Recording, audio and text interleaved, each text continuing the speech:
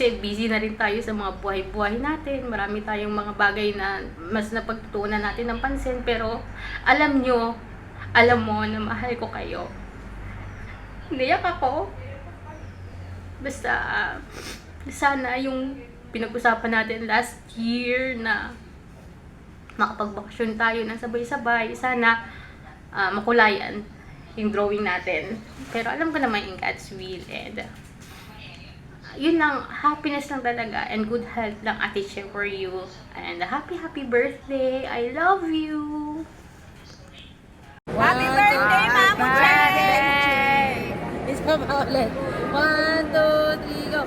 Happy birthday, Mama Che! Oh. Ako? Okay. Okay, happy birthday, Che. Love you. Praying for good health, God. And thank you sa year na ito na you answered ang prayer mo, God, tungkol sa sarili mo. Thank you din sa mga financial supports mo, syempre, sa mga encouragement mo rin, sa amin. Ang prayer ko ay hindi nahihinto para sa iyo.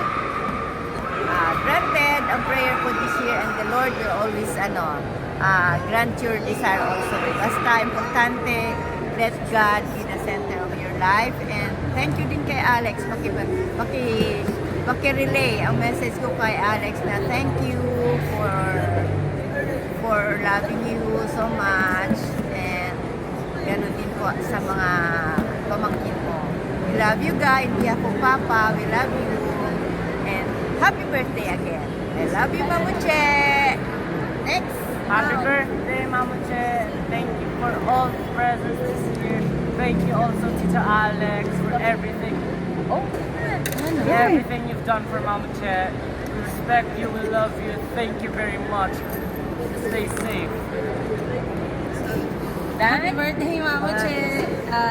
Again, thank you for everything that you have done for us, for all the love and support. Sigaw ako dito. And we are praying na you will continue to be happy and blessed.